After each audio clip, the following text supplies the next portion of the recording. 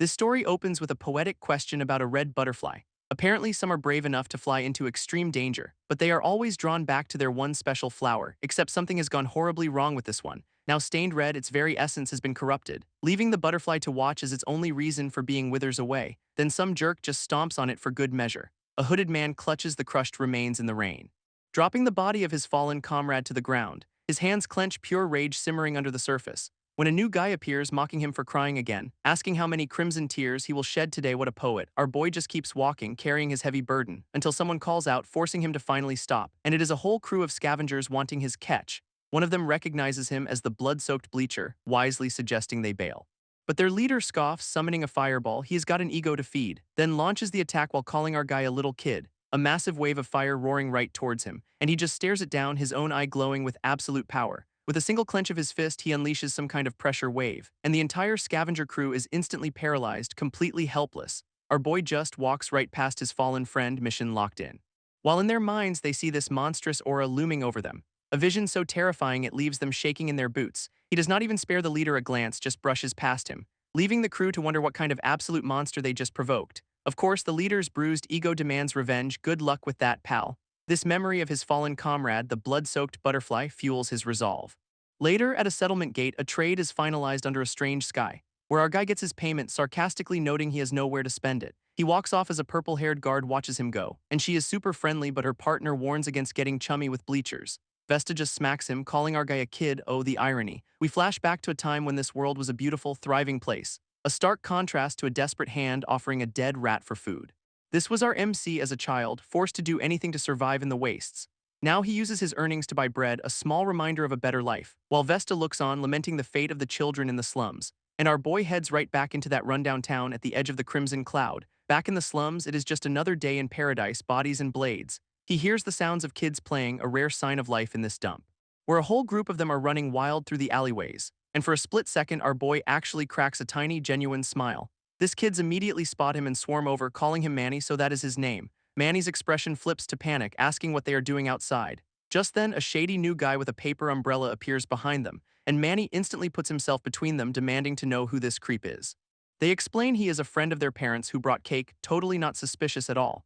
This dude's got a slimy grin, saying he could have protected them just fine. Yeah, with his umbrella, because that is a real game changer out here. Manny's face makes it clear he is not buying a single word of it. This guy introduces himself as Varen, offering cake while also holding a knife, for serving. With his eyes glowing, Manny clenches his fist and asks what he really wants.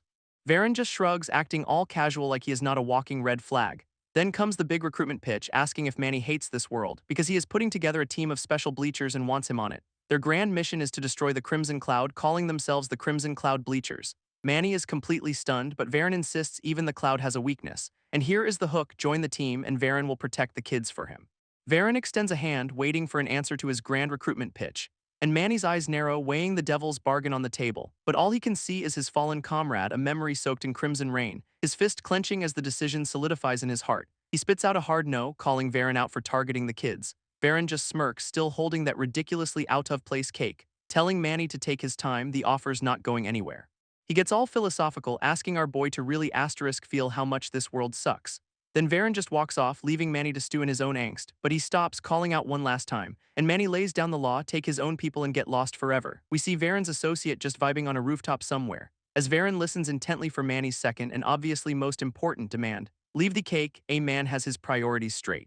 Manny heads back to their little hideout, marked with a simple red symbol, pushing the door open, cake box in hand like a conquering hero. Inside, the kids are a mess of apologies for getting him so worried, but he just pulls them all into a hug, telling them they're safe now. Then comes the grand reveal, the spoils of his very serious negotiation, and for a moment they are just a family, laughing and eating cake together. Back at the hideout, it is just a normal night, toothbrushes and all, followed by everyone crashing in a big, chaotic pile to sleep. But Manny's dreams are haunted by a nightmare of being lost in the crimson rain, his eyes snapping open as the terror feels all too real. This vision twisting to him as a child, standing over a body as his powers rage. And of course Varen was there, watching from under his stupidly pristine umbrella. A monstrous entity roars in his dream, casting him out, and he is jolted awake for real this time.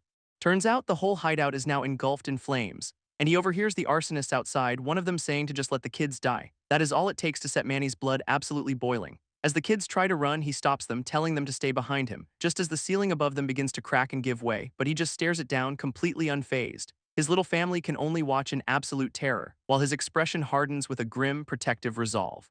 This whole place comes crashing down around them in a fiery heap, and his eye ignites with that familiar crimson power. A massive explosion rips through the building, wiping it off the map. Yet somehow the kids are safe in the wreckage, staring up at their savior. With sheer force of will, Manny holds up the entire burning roof, screaming at the kids to run while his body cracks under the strain. Then he sees it, a single drop of crimson rain falling from the sky, which is now a swirling vortex of pure, toxic red. His panic spikes, yelling for everyone to stay close and avoid the rain, while his little family can only huddle together in absolute terror. And of course, a drop of that deadly rain hits a nearby rat, which immediately starts mutating into some kind of spiky nightmare. In seconds, it is a full-on monster roaring in the flames, and as if that was not enough, it bursts into a raging fire elemental. Now a massive fire beast looms over the wreckage, ready to attack, and Manny's response to all this is a completely unhinged grin. Varen's condescending offer echoes in his mind, a tempting way out, but the weight is crushing him, the choice twisting the knife. With a final grunt, he lets the massive slab of roof drop, but the impact shatters the floor, sending one of the kids plummeting, and Manny screams in pure terror, lunging after the falling boy. Just in time, a blur of motion snatches the kid from the air, and who else but Vesta, the guard from the gate, making the save. Manny can only stare, completely stunned by her arrival. Vesta swoops in for the most dramatic catch of the century, and Manny just stares up, his brain completely short-circuiting. Varen's taunts echo in his head, asking how this garbage world makes him feel, and our boy struggles to even find the words. Before deciding on pure, unadulterated rage and vowing to destroy it all, a massive vortex of power erupts from him, engulfing the entire area, and suddenly every single drop of crimson rain freezes solid in midair. His kids are just baffled, wondering how he literally stopped the rain, while Manny's already getting a nosebleed from the sheer effort. Meanwhile, the mutated rat is still lurking, probably rethinking its life choices. And the fire elemental is just roaring its head off, completely unimpressed.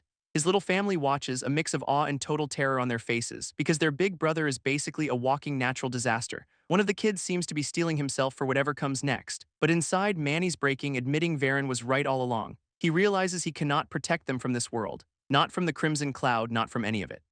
A memory of them sleeping safely hits him hard, followed by that one happy moment they shared over the cake, and he finally accepts he is not strong enough to give them the life they deserve. Crushed by the weight of it all, Manny apologizes for being a bad brother. Just then, Varen's rooftop associate finally moves in, sword in hand. With a look of pure focus, he is ready to join the party, letting out a grunt as he leaps into the fray, and absolutely dunks on the mutated rat, calling it a weakling.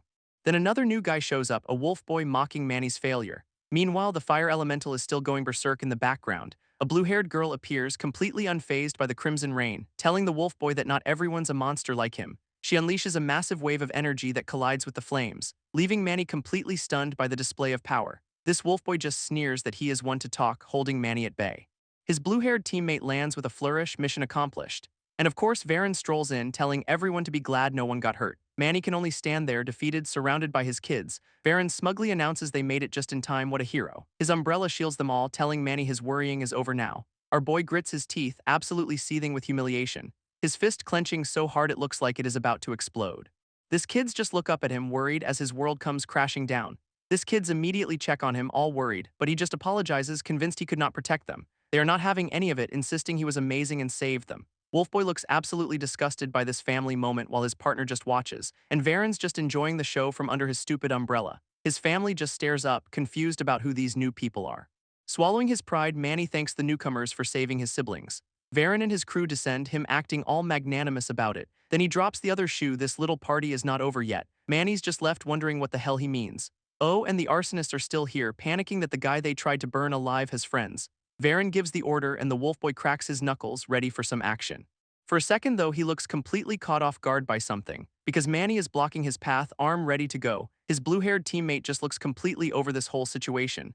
Varen, ever the helpful manager, tells Manny not to overdo it. His hand glowing, Manny just says he knows what he is doing, because he does not want his family to have to watch this. This kids get the message and start booking it out of there.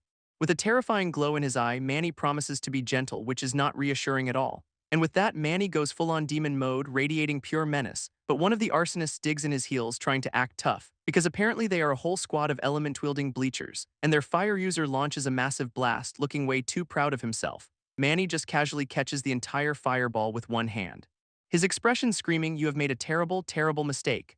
Then he just slams the guy into the ground, fights over. This other arsonists see their buddy get folded and immediately decide to run for it. His little family, meanwhile, is his personal cheer squad, except for the one responsible adult present. In seconds, the entire arsonist crew is just a groaning pile on the floor.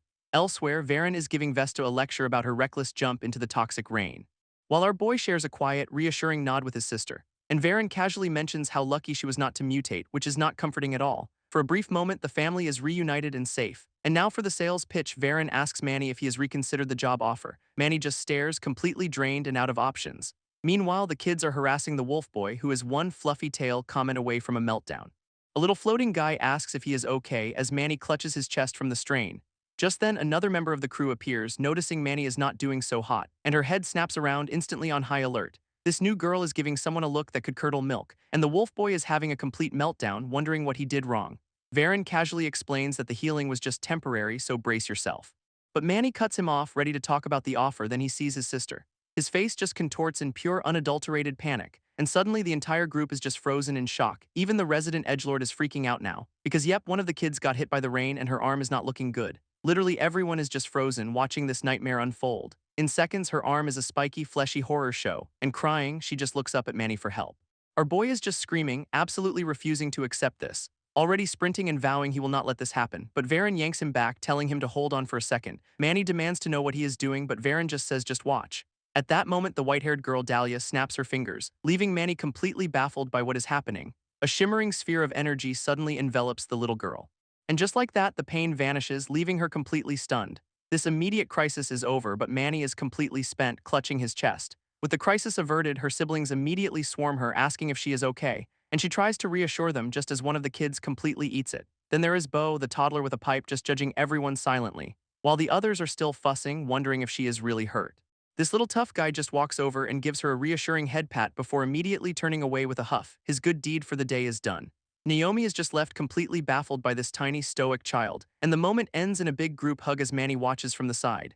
Varen tells our boy to relax, smugly pointing out that she is fine now, but Manny's not having it, demanding to know why she transformed at all. Varen just casually admits that nobody really knows how the Crimson Cloud works, guessing she probably got splashed by a contaminated puddle somewhere. Still, he notes that a mutation this localized is extremely unusual, which is his cue to start a full-blown history lesson because now's the time for that. It all started 18 years ago with the Crimson Cataclysm, which sounds pleasant. And that is when the permanent, toxic red cloud appeared over the country.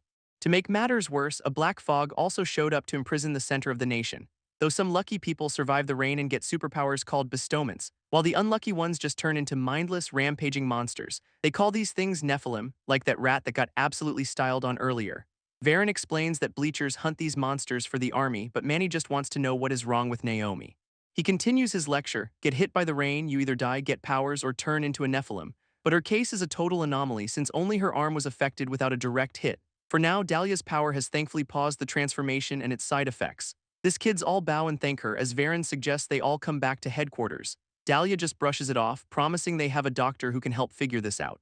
This gets the kids super excited while Wolfboy is still being used as a climbing frame. Varen then drops the doctor's name, Oz Yuri, and Wolfboy looks absolutely horrified. Meanwhile, the kids are still harassing him about his fluffy tail and he is about to snap. Varen keeps up the sales pitch, mentioning they have other members and could use a cook. Our boy just listens, the weight of this impossible choice written all over his face. As the kids run off to thank Dalia again, little Bo starts wandering off on his own.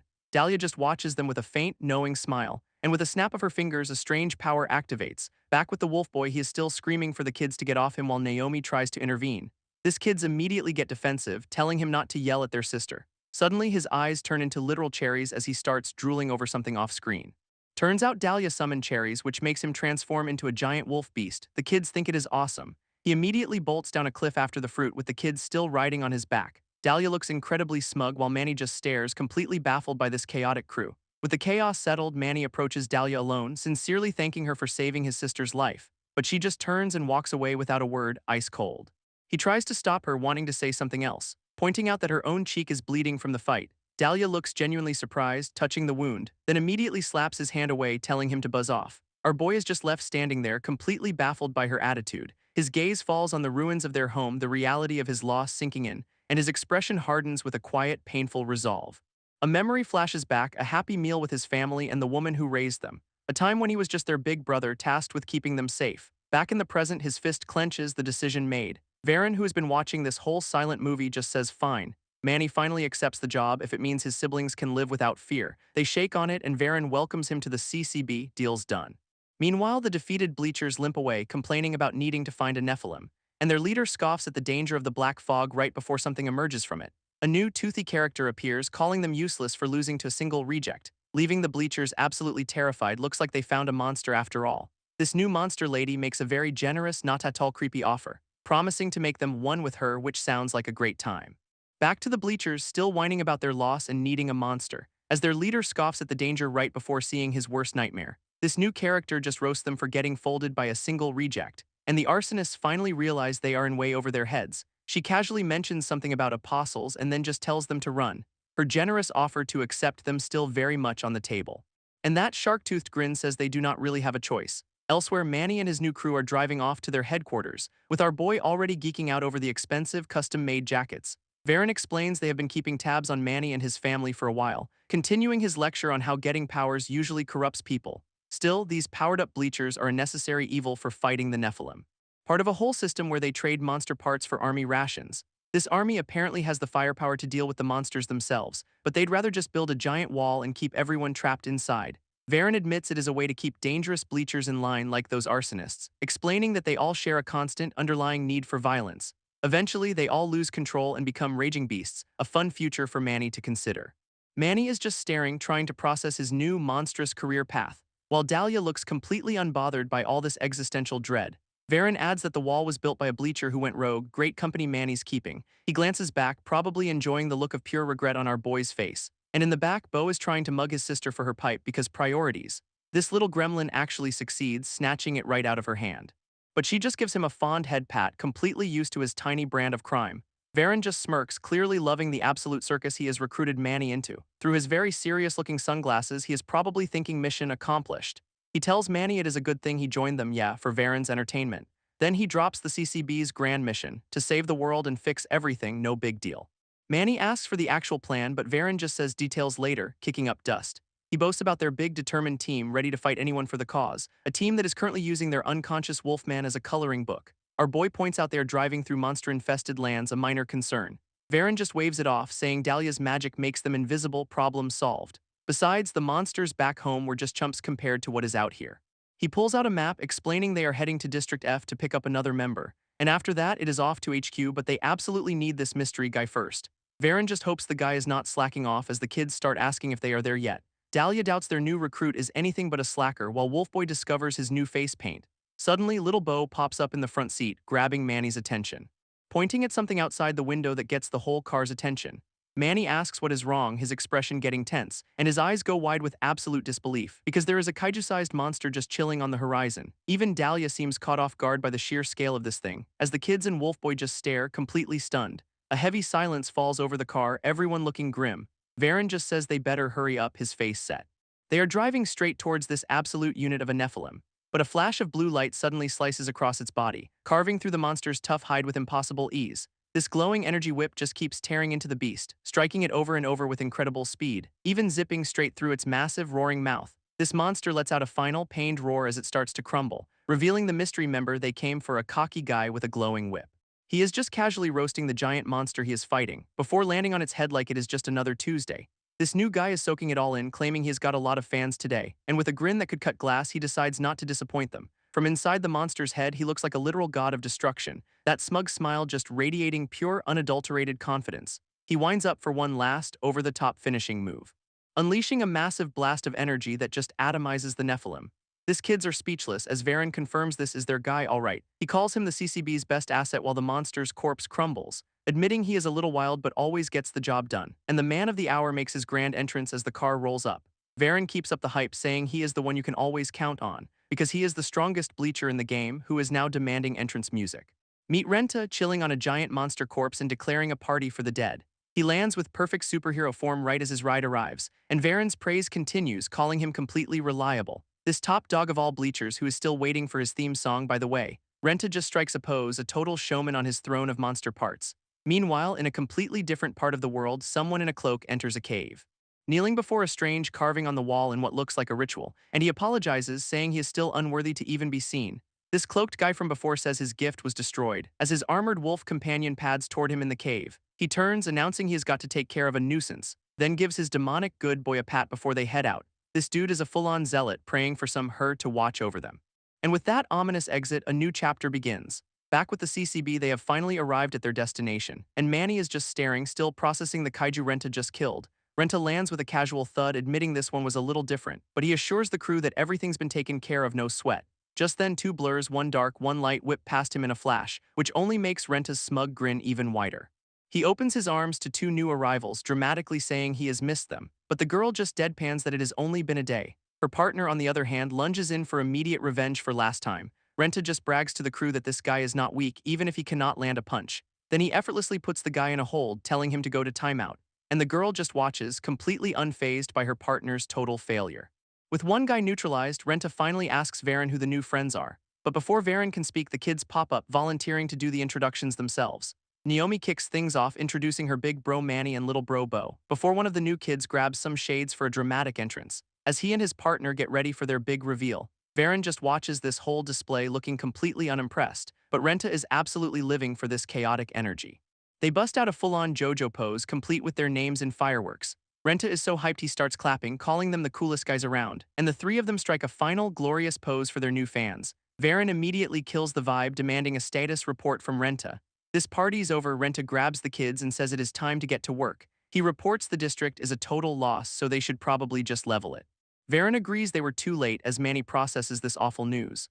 Our boy looks out at the devastation, questioning what just happened, and Renta insists there was nothing they could do, it was already this bad. With no hope left, Varen says they just need to take care of this and move on. To everyone's shock, Manny actually agrees with him, but he is horrified, asking if they are really talking about destroying the whole district.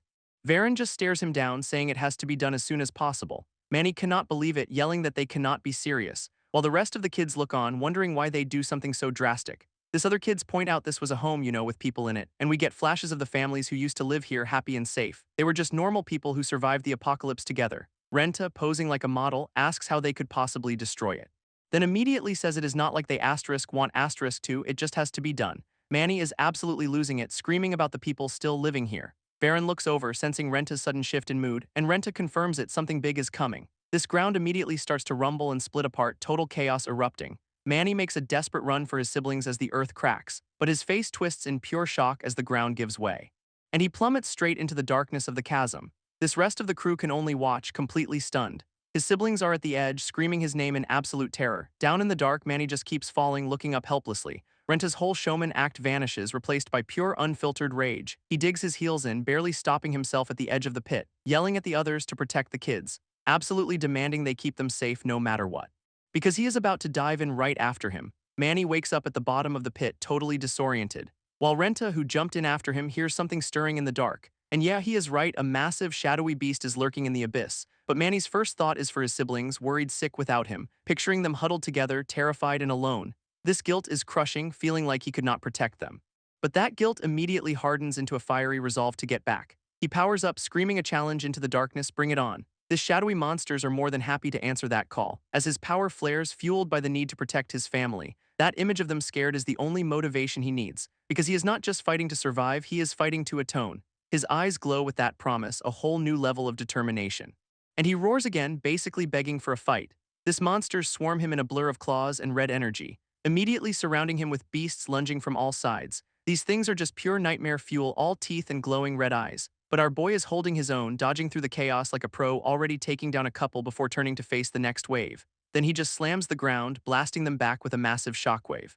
His shockwave sends the monsters flying, buying him a second to breathe, when suddenly someone else drops in from the darkness. And of course it is Renta, here to steal the show. He is immediately staring down a much bigger problem though. This monster goes for the kill, lunging with everything it has got, but Renta's eyes just glow with that signature "you messed up" look. He raises a hand, power crackling around his fingers, as the monster's weird, veiny chest pattern comes into view.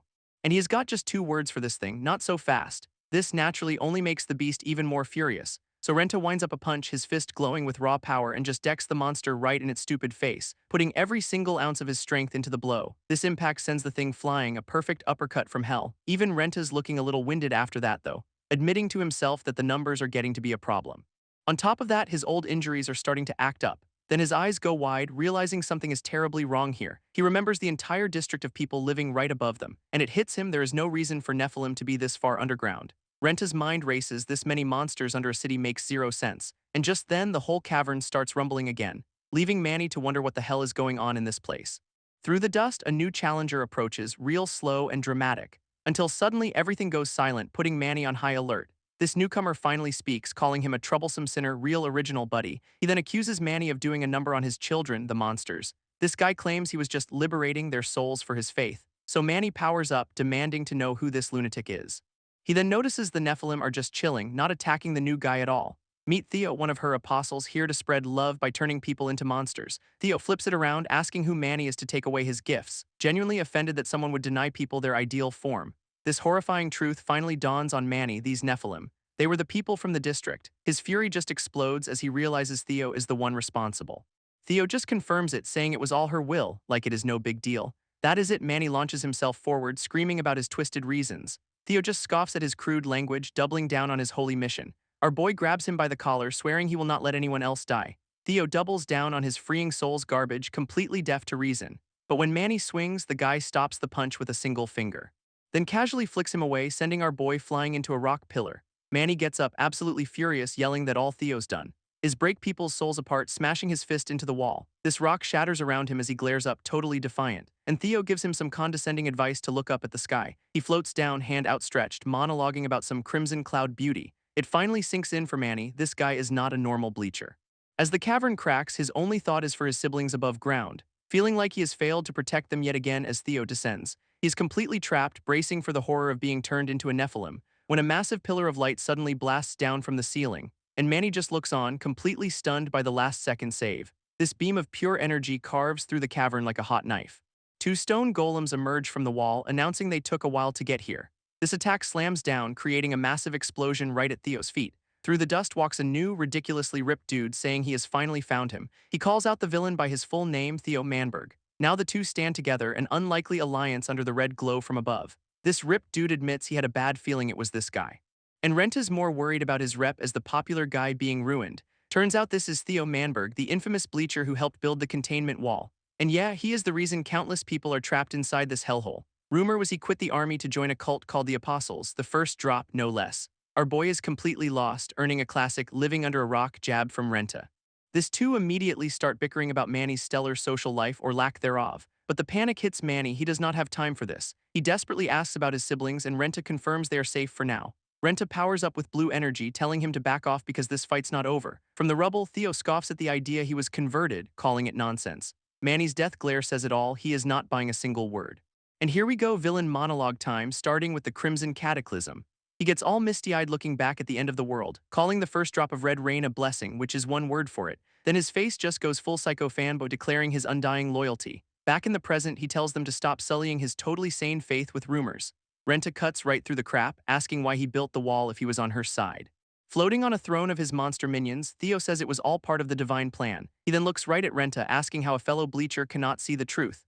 Theo scoffs at Renta for having her blessing but refusing to spread the faith. And Renta admits he is not worthy to question her, but he is still gonna fight. With that, Theo leaps over his monster horde to shut Renta down personally, while Renta just tells Manny to watch and learn, oozing confidence. But Manny's panicking, yelling that Renta cannot possibly fight this psycho alone. Renta just smirks, agreeing you should never fight by yourself, because his team is the vengeful spirits of everyone Theo has murdered, real subtle. This of course just makes Theo call him the biggest blasphemer of all time. Renta powers up his fist, calling Theo's higher will the garbage that it is. And for the first time, Theo actually looks a little worried.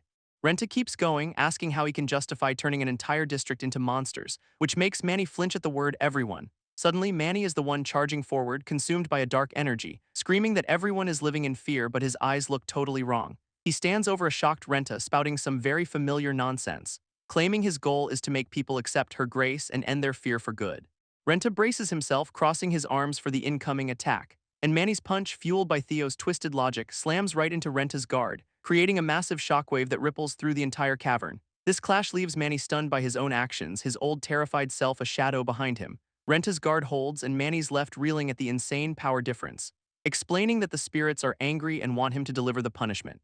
And Renta, ever the showman, is ready to give his fans a concert, which makes Theo finally snap, conjuring a massive rock to end this nonsense. He hoists the giant boulder, ready to turn them both into a pancake, but Renta just holds up a hand, completely unimpressed, then zips over to grab Theo by the collar with a weirdly personal comment, before smashing him straight into a rock wall, getting right in his face. He dares the apostle to try turning him into a monster. Go on, give it a shot. This whole cavern just watches as Renta completely dominates the situation. forcing Theo to scramble back looking genuinely terrified for the first time. He is having a full-on meltdown, wondering why she gave Renta so much power. So Renta offers to send him on a one-way trip to ask her in person. A single drop of blood falls from above, landing right on Theo's forehead, and his eyes just bulge with a mix of shock and something else entirely.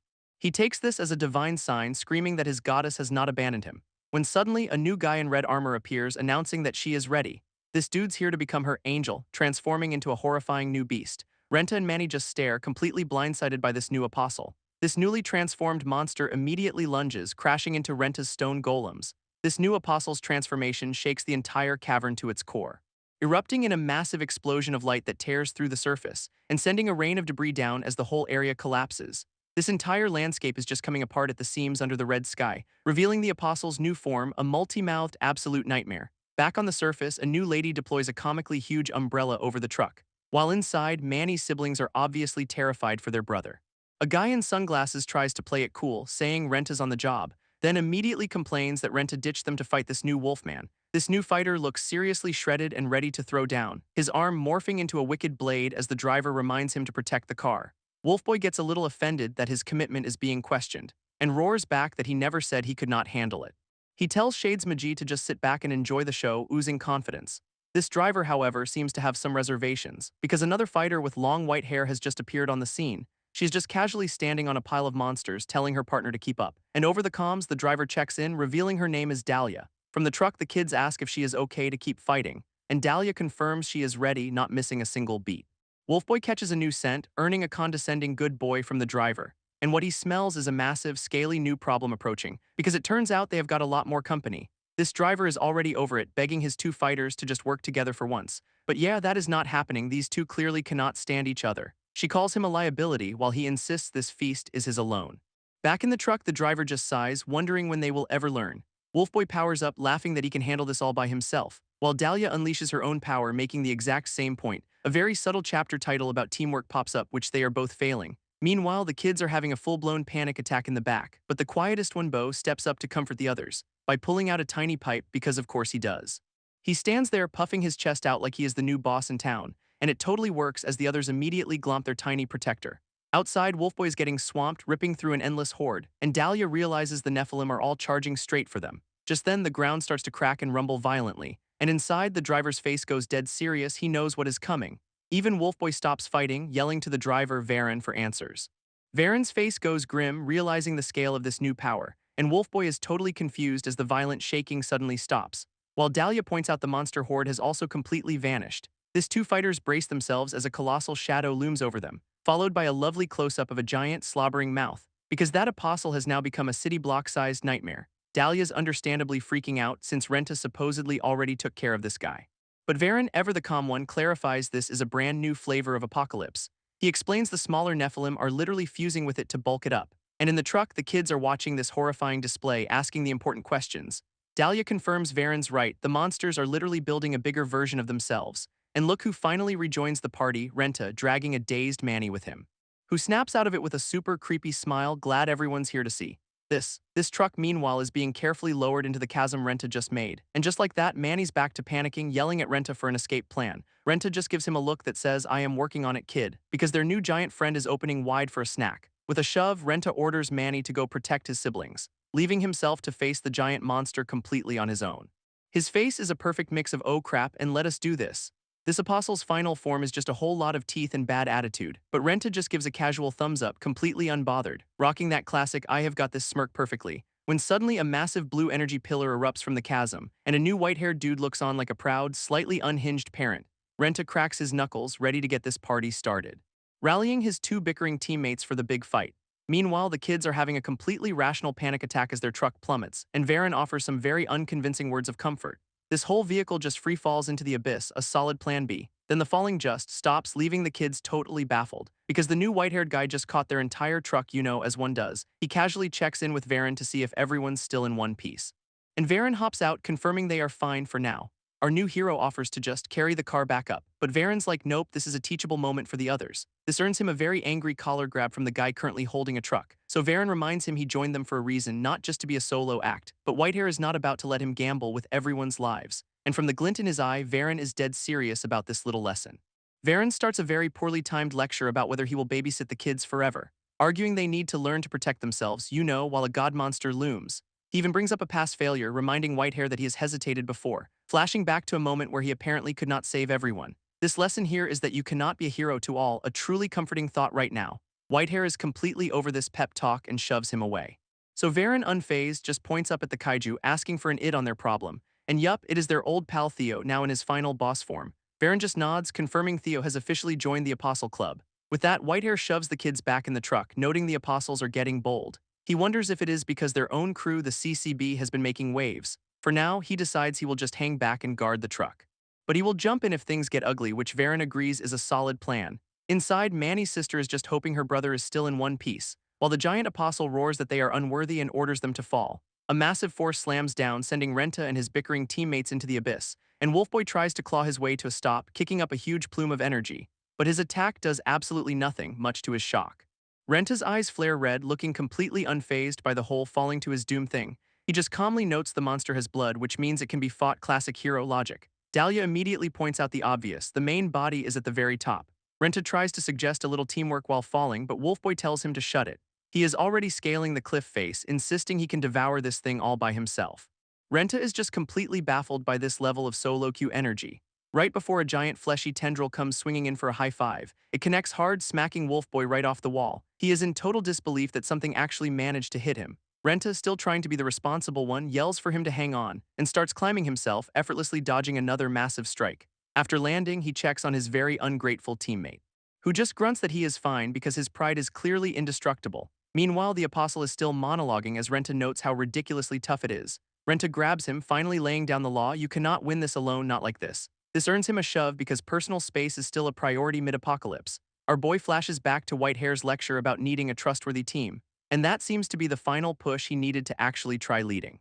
He stands between his two bickering allies, begging them to cooperate for once. He even admits he has always worked alone, so he is not sure how to start, but then remembers Varen's whole recruitment pitch about having a reason to join, and his own motivation for fighting to make a safe world for those kids. Renta tries a little group therapy, asking for everyone's deep-seated motivations, and Wolfboy's life goals are to eat all the cherries and punch Renta's face, a true visionary. Renta processes this profound revelation with a very strained smile, then turns to Dalia, who gives him a much shorter answer. No, she is not just uninterested, she finds this whole attempt deeply cringe. He physically stops her, pleading for her to just get on board for once. But she is suddenly distracted, realizing her cheek is bleeding again. With a grit of her teeth, the frustration is palpable, triggering a flashback to someone else pointing out the exact same problem. And we dive into Dalia's tragic backstory, starting with her standing over two bodies. Turns out she was the sole survivor of a cloud that wiped everyone else out, leaving her to be shuffled between relatives who clearly did not want her. All she ever got was fake smiles and hollow kindness, a burden to everyone, where every family dinner was just a stage play of affection. She sat at the table, totally alone in a room full of people. Her face a perfect mask of numb endurance just to get through it. So eventually she just walked out on the whole charade. And that same mysterious bleeding starts up again as she leaves, and outside she just stares into the strange red rain. Convinced her real life was somewhere else, she just kept walking. She eventually found a new crew on the streets looking for a place to belong, or rather with a look of total desperation on her face. A new friend with fluffy white hair found her asterisk.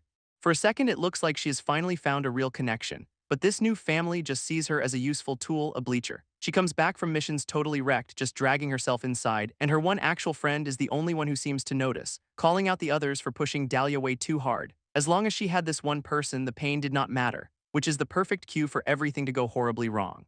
Turns out their whole crew got betrayed and wiped out, leaving Dalia standing in the rain, covered in her friend's blood, and yup, her one true friend is gone too, a loss that just completely shatters her. Her eyes just reflect the absolute horror of it all when some mysterious dude with a very weird umbrella shows up. After losing everything again, something inside her just snaps, and this time there is no forgiveness on the menu.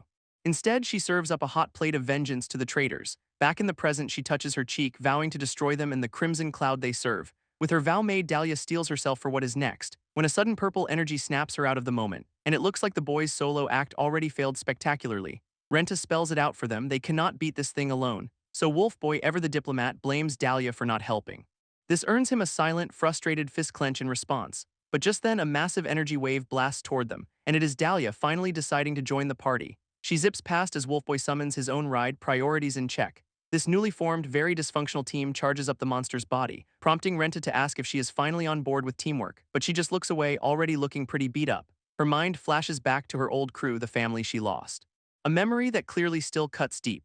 Renta then opens up saying he is also looking for something he lost, and Dalia agrees, admitting her life is meaningless without her own goal, to reach the crimson cloud that took everything from her. And just like that, the two idiots find some common ground: vengeance. Dalia's eyes narrow with a newfound, terrifying focus. And Renta just grins, glad to finally have a team. With her vengeance goal locked in, Dalia is officially on board. And Renta is absolutely thrilled, promising to be her #1 fan, a level of sudden enthusiasm she was clearly not prepared for. Renta immediately cuts the bonding short, all business now, asking if she is in. Her hand extends, a silent agreement to finally work together, and she steps up asking if she even has a choice, with the giant monster. This apostle roars, helpfully reminding them they are completely screwed otherwise. Renta just confirms it, they cannot win this alone, finally getting the point across. So with the world's most dysfunctional team assembled, Renta lays out the plan, starting with Dalia's clones acting as bait for the big guy, and the apostle immediately falls for it, swatting at the decoys, giving the boys cover to start climbing up the main body, their target being the core that is puppeting this whole nightmare. All of this, of course, relies on Dalia holding the illusion together. But the strain is clearly taking its toll as her old wound reopens. She just grits her teeth, insisting she is fine because what else is she gonna say? Trusting her word, the two of them book it up the apostle's spine, moving like a blur toward the weak point at the very top. And upon reaching their target, they get ready to deliver the final blow. Together, they unleash a massive combined strike right on the core. This apostle lets out a furious scream, feeling that hit deep in its core.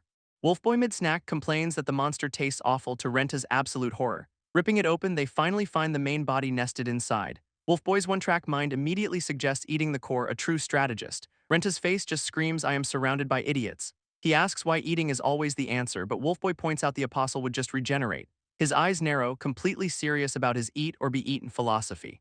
So he unleashes his power, explaining you have to either eat it, kill it, or both. Renta is totally stunned, asking what the hell he just did. He is already eating the core, smugly saying you are welcome while complaining about the taste. With a clenched fist, Renta insists that is not it, but Wolfboy is just confused. Then the horrible realization hits Renta: their attack did not work on the apostle's body. Turns out the apostle's body is just an empty husk. He is already fully merged with the beast. Wolfboy, mouth still full, has a moment of profound clarity. Shit. Renta screams for Dalia, whose illusion is finally breaking apart. She is on her knees, bleeding and admitting the strain is too much. A quick flashback reveals she has gone past her limit before, always pushing through the pain.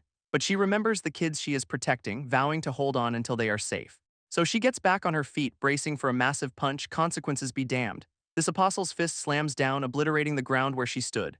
Renta chews her out for hiding how much damage she has taken. While Wolfboy is busy holding up a mountain, complaining the whole time, this realization hits Renta: she's been taking their hits for them, and he remembers another healer who did the exact same thing, always hiding the pain until someone pointed out the bleeding.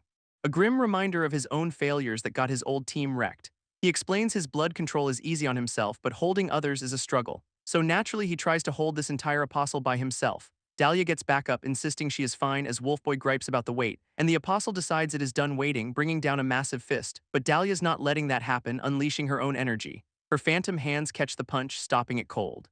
And she screams at them to hurry up while she holds the line. Renta's also at his limit, admitting the apostle's blood is too much to handle. So the whole team is at their breaking point, but they are not backing down. He decides to go for broke no matter what it costs him, and Wolfboy is right there with him, pushing past his own limits. While Dalia's power flares up, matching their intensity, Renta's blood magic goes completely berserk, erupting from his body. And the apostle's face says it all: this is very, very bad. This apostle roars, clearly not a fan of this new development, and Renta's blood magic just detonates all over its face, shredding the monster's body in a massive blast, an attack that just tears right through its rocky hide, leaving the apostle's corpse crumbling to the ground. Wolfboy immediately celebrates their victory, face first in the mud. Dalia just tries to catch her breath, looking totally spent. While Renta stumbles over, asking if his two disaster children are okay. Of course, Wolfboy tells him to check himself first. And yeah, our boy admits he cannot feel his body anymore, a minor side effect. But who cares about total paralysis when you have one right? Renta actually agrees, smiling through the pain that everyone is safe. Right before he realizes something is horribly, horribly wrong. This apostle apparently did not get the memo about staying dead, which is just cheating. Its shattered pieces start pulling themselves back together, forming a giant foot that is about to turn Renta into a pancake, and it stomps him right into the ground. Our boy is just completely out for the count now, leaving the others to collectively realize how screwed they are. Lying there, he knows at this rate they are all dead. Lying there, Renta realizes the monster will now start pulling in any nearby survivors, and he is completely paralyzed, unable to move a single muscle. Dalia's also spent, admitting she cannot heal anyone, and Wolfboy is just as broken. A glowing red mark appears on the apostle, the one thing they cannot let escape. This monster just roars, fully reformed and ready for another go. Renta can only bleed and drown in if onlys, while Wolfboy is right there with him, cursing his own weakness. And Dalia is lost in regret, thinking she could have done more. This whole team shares one thought: they just were not strong enough. Then a new voice chimes in, condescendingly proud of their effort. A mysterious white-haired guy just strolls onto the battlefield, not a scratch on him. He grins, telling the broken team to just leave it to him. What a hero. With his audience properly incapacitated, he is ready to steal the show. He powers up, vowing to show them why he is the strongest bleacher ever. They are told to watch closely because class is now in session on his next stage. This guy strikes a pose, flaring his blue energy for maximum dramatic effect. A wave of his power just washes over the entire area, instantly encasing the apostle in some kind of energy field. Floating dramatically, he repeats his next stage line just to be sure they heard him. From above, he tells his captive audience to just sit back and watch the master work. This apostle's entire body just starts crumbling into blue dust. And Renta, still paralyzed, realizes the houses are disintegrating too. This new guy's power is literally erasing the monster from existence, while he lectures them about being strong and determined to reach his level. He adds that you have to kill your self-doubt, a lesson taught via public humiliation. With another dramatic pose, he declares this is his next stage, and the apostle seems to be screaming its disagreement with this whole development. He calls this power blooming, a surprisingly gentle name for total annihilation. Then a massive pillar of light just vaporizes what is left of the beast. Our whole team can only watch, completely stunned that one guy just did all that. A beautiful explosion of energy washes over the entire battlefield, leaving nothing but dust and a very confused Dalia asking if it is really over. Mr. Whitehair tells them to simmer down with the cheers. Dude, they were dying, not cheering. With a smug grin, he announces they can all rest now that the actual hero is here. Elsewhere, a strange wooden statue of a woman suddenly cracks apart. As some shadowy figures watch from afar, clearly unimpressed with the light show, we cut to a pink-haired demon girl on a bone throne complaining that her minion failed. Her face is all teeth as she decides a more direct approach is needed now.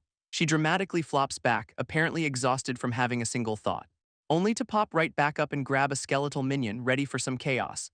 This demon girl asks her minion what its direct approach is, and it turns out to be a tiny army of bone monsters, adorable really. Suddenly, a cloaked man appears, demanding to know what she is doing here. He looks thoroughly unimpressed with her whole vibe. She gets all flirty, offering to show him some kindness, which sounds like a threat.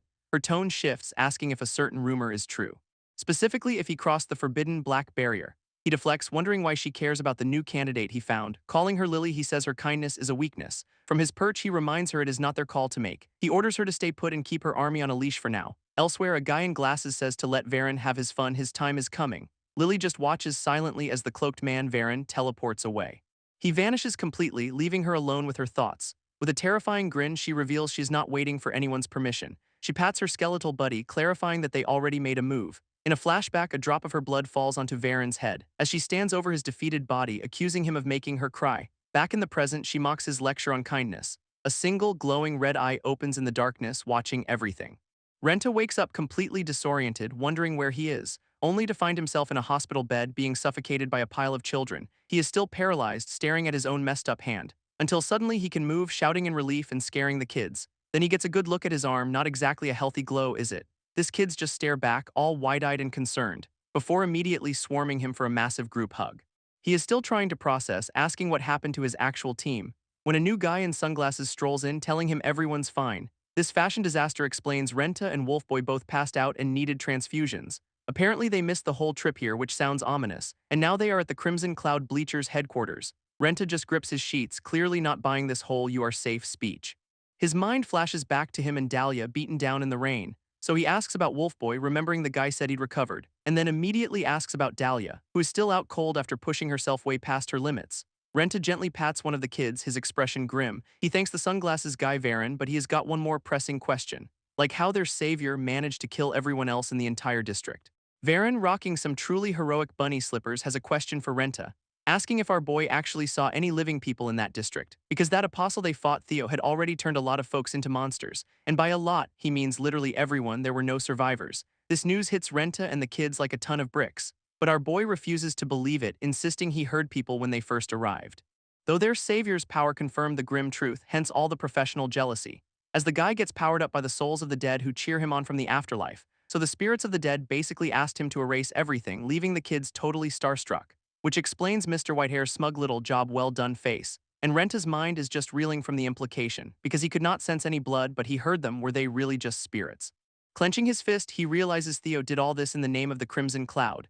and Varen explains Thea was a fanatic who worshipped some entity as a goddess, turning himself into a monster but calling it a seraphim. Talk about rebranding, which officially made him one of the apostles, who are surprised now targeting our heroes, their goal being to stop the Crimson Cloud Bleachers and whatever mission they are on, revealing a whole cult devoted to the Crimson Cloud. A hidden army serving their masters with monster forms to match. Varen explains the Bleachers' mission is to stop the Crimson Cloud, which naturally made them some enemies, and these apostles are a total mystery, no intel on their identities or powers. They operate from the shadows, leaving nothing but tragedy in their wake, having already leveled entire districts just like the one they were in.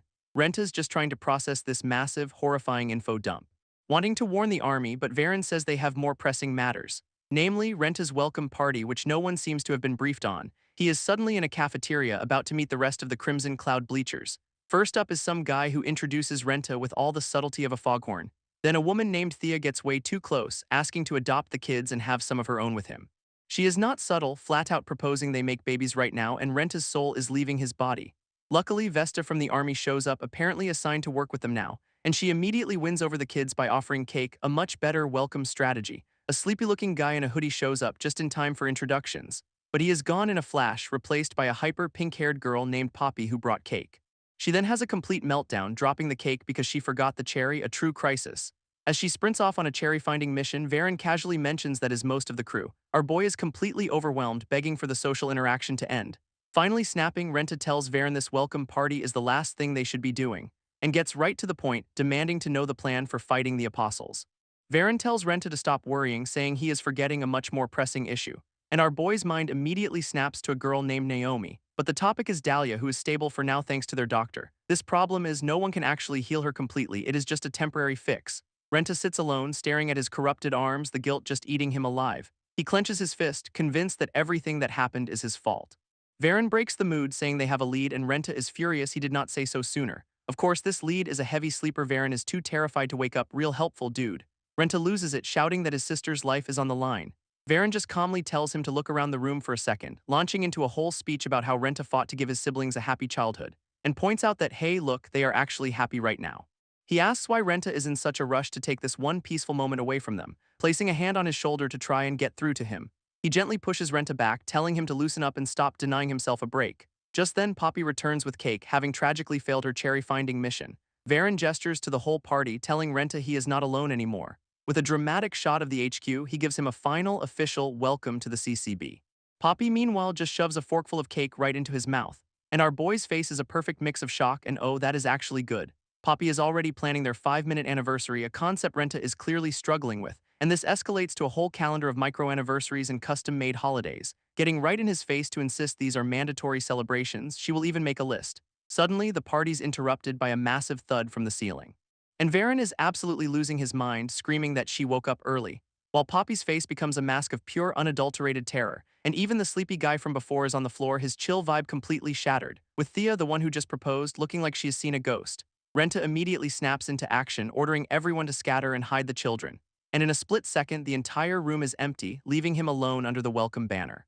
Utterly baffled, he wonders where the hell everyone just vanished to, until he hears a crunching sound from under a table, a wagging tail he thinks is Cherry. This thing immediately bangs its head, and Renta's internal monologue is just do not look, as a nearby locker creaks open, revealing a dark, ominous shape inside. Of course, he cannot help but look, a nervous sweat beading on his face, and a swirling mass of pure darkness with glowing red eyes pours out of the locker.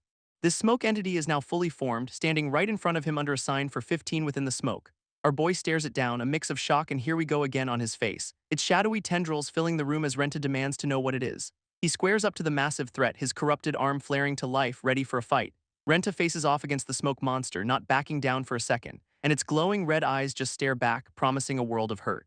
Our boy grits his teeth, clearly thinking this is a terrible welcome party gift. With a roar, the shadow lunges right for him, and Renta immediately gets slammed, the force rattling his bones. Dark tendrils lash out, trying to pin him down as he struggles, but he manages to slip away, twisting midair to reassess the situation. When his eyes catch the monster's real target, Renta screams a warning to Cherry, seeing the tendrils whip past him, revealing Wolfboy under a table, who is absolutely furious his hiding spot just got announced to the entire room.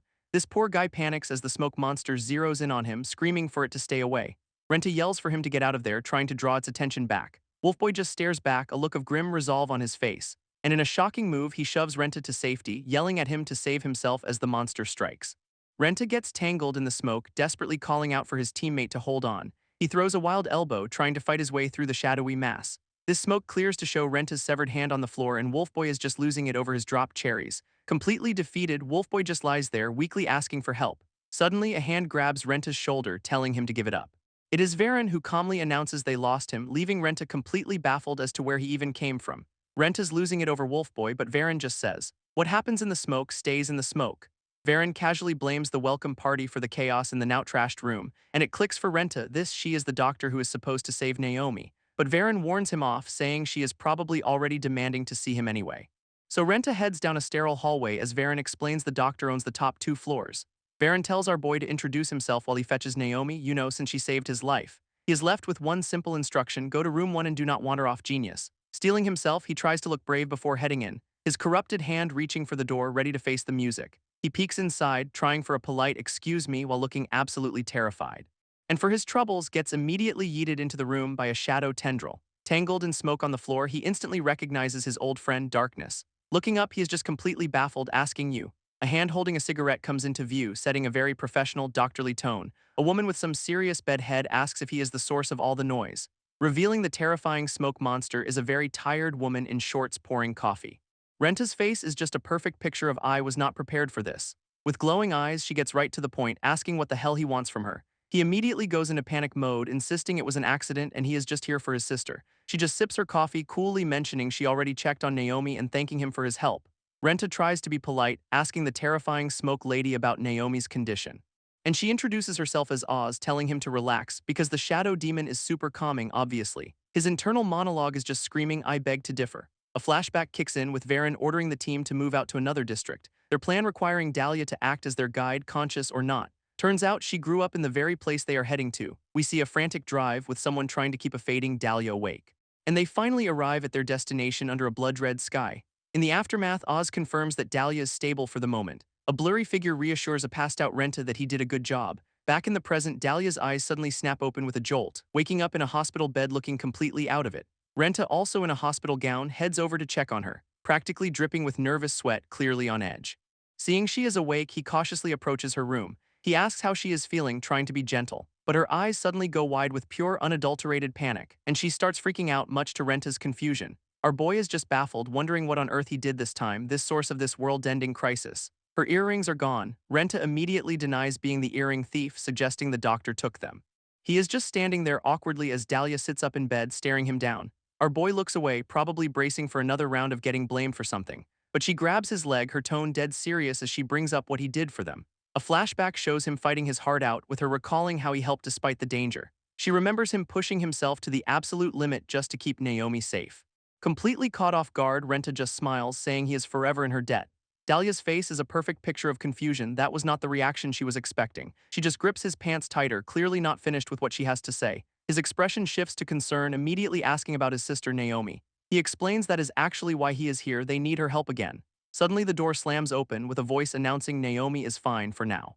It is Oz who storms in, telling Renta to listen up because they have a lot to do. She is dragging a screaming wolf boy by the collar, noting that Naomi's partial transformation is odd. This poor guy gets hauled across the floor as Oz announces a field trip to see an old acquaintance. Oz casually mentions this acquaintance has issues, assuming he has not completely lost his mind yet. Renta immediately questions the logic of this plan while Wolfboy cowers behind him. She just takes a cool drag from her cigarette, totally unbothered by his valid concerns. Oz explains this guy is a doctor who has been obsessed with Nephilim since the Crimson Cataclysm, so Wolfboy is coming as research material and Dalia has to be their guide. It is a mandatory fun time.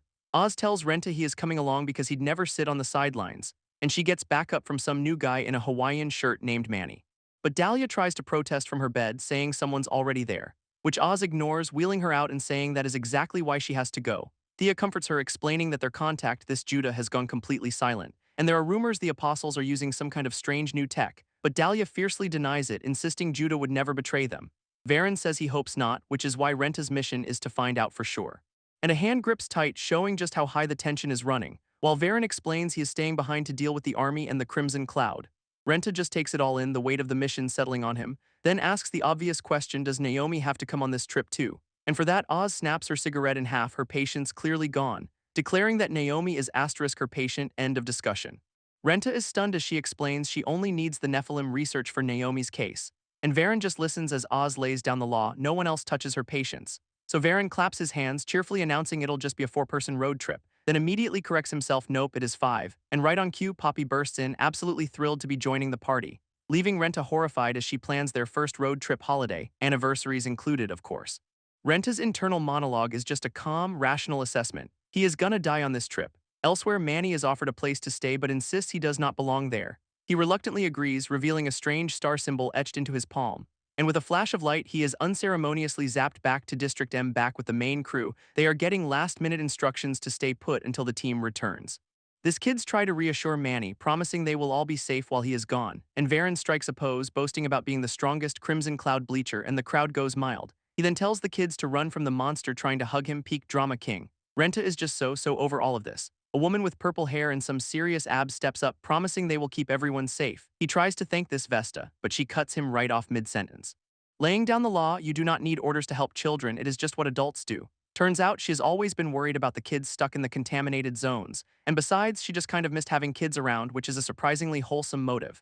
Renta is left completely speechless by her sincerity. Naomi just stands there looking down and clearly thinking things over. So Renta kneels down, trying to reassure her that they will just be gone for a few days.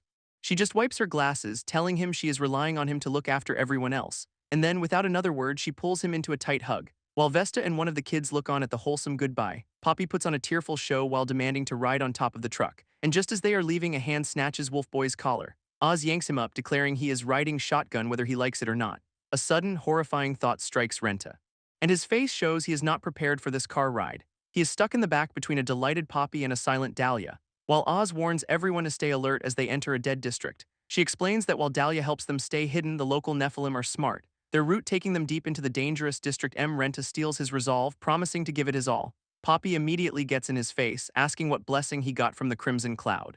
So he admits he can control blood to an extent, then asks about her. She just cheerfully announces she can read minds, striking a pose. Then she pats his head, promising she only uses it to find out friends' favorite foods, like his cake apparently. Our boy is understandably a little weirded out by that revelation. Poppy adds that Dalia is currently fuming with anger and envy, but also whispers that this is how she knows Dalia is actually very kind, a flawless deduction.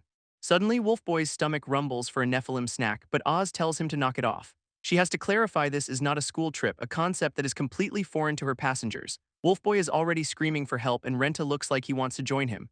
This gang arrives in District M, a place Oz calls a mess after Nephilim and bleachers went wild, their truck navigating through the absolute devastation of the abandoned city.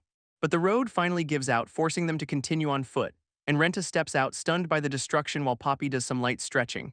Then it hits him, this wasteland was once Dalia's home, a place she lost just like he lost his. Oz immediately asks Dalia if she can locate the old hospital, so she points the way and Poppy is just thrilled for explore an abandoned district with your best friends day. As they start walking, Dalia confirms that yes, people do still live here, which strikes Renta as odd considering how calm she is about returning, but Poppy's cheerful demeanor suddenly vanishes, as she screams a warning about something sneaking up on them, prompting Renta to whip around, his blood powers flaring to life, and he throws up a shield just in time to block an invisible attacker, then immediately counters by punching right through the shimmering beast, leaving him completely baffled as to what it was or how it was invisible. So the team regroups, with Oz warning there are more and Wolfboy declaring it is feeding time, while inside a derelict hospital their contact is on high alert, his tracker buzzing like crazy with a swarm of hostiles closing in on the team, and he wonders why on earth Dalia chose now of all times to return.